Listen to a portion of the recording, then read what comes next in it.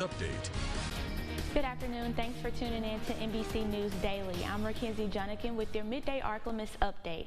Inside the state capitol, a legislator wants to make breaking into someone's home unharmed a violent crime. Kenner Representative Debbie Vilillo introduced the bill because she believes breaking into a home is a violent act, even if no physical harm is done to the homeowner. She wants to change simple burglary of an unoccupied home to a crime of violence to remove the option of probation. Why should a home burglar benefit from extra good time or early parole eligibility simply because his victim wasn't home at the time of the crime? Those against the bill say there are already laws dealing with home invasions or aggravated burglaries. They fear more simple crimes will have an impact on sentencing. The bill advances to the full House for debate.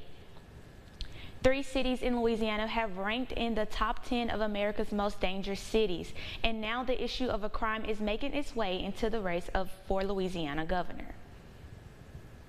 Flashing lights, crime scene tape, and grieving families have become a common sight across Baton Rouge. Crime in the capital city, New Orleans, and Shreveport is the main topic of a new campaign ad from Attorney General Jeff Landry in his new run for governor. That crime was the #1 issue on the voters' minds here in Louisiana. I don't need any more statistics other than that. That's real people seeing real things and having real crime affect them. Despite its size, Landry says the crime rate in Houston is better than the 3 largest cities in Louisiana. We're not even as big as the Houston metropolitan area. We've got 3 cities, and those 3 cities are not even next to each other. New Orleans, Shreveport, and Baton Rouge ranked in the top 10 of America's most dangerous cities. Community leader Gino McLaughlin has lost family members and friends due to gun violence. It is a cycle, right? And so how do we break it? However, Chief Murphy Paul disagrees with Attorney General and Gino. He believes the cycle is ending now. We saw a 21% reduction, 16 murders in the city of Baton Rouge since January the 1st. And I believe we probably had around 30 this time last year. During the years 2018 through 2021, there was a spike in crime. Chief Paul blames the gain on the pandemic. Systems that are in place to reduce crime. There are school systems, there are court systems, there's jails, there's mental health programs, substance abuse programs. All of those systems were interrupted when COVID came. They all agree that Baton Rouge must address the crime, but everyone's approach is different. Making sure that we hold those accountable for that violent crime. To be more proactive, not just in enforcement and targeting that 6%, but be proactive in policing and try to prevent the next shooting incident from happening. We as community members, we also have a part to play.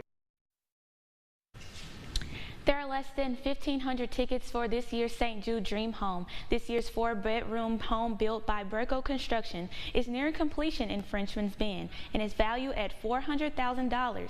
Tickets can be reserved by calling the number on your screen or by visiting dreamhome.org. Open house will begin soon, so get your ticket today. This year's home will be given away on June the 22nd. And now, Storm Tracker Doppler weather with meteorologist Trey Tonneson. Thankfully, we avoided much and severe development overnight into this morning, but we do have a severe risk still remaining throughout the daytime hours today, meaning a level 1 out of 5 marginal risk for a large portion of our viewing area. Now this comes to fruition remains to be seen, but if it goes like last night, we'll be very thankful as we remain below severe limits throughout the evening. Now, temperature highs today into the mid-70s. Those morning showers persist, but we get a brief breakage into the afternoon before the afternoon storm chances increase into the late afternoon and into the evening as well.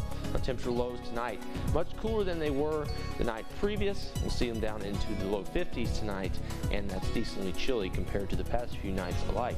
Now, into the late evening, we'll see those breezy conditions also persist alongside those storm chances, which will increase into the evening. However, cold, I guess cooler is a relative term into the weekend. We'll see temperatures back into the 60s for temperature highs on Sunday, and we return to a cooler pattern into next week, actually at or below average in some places, with showers returning through the midweek alongside cloud cover in an overcast fashion.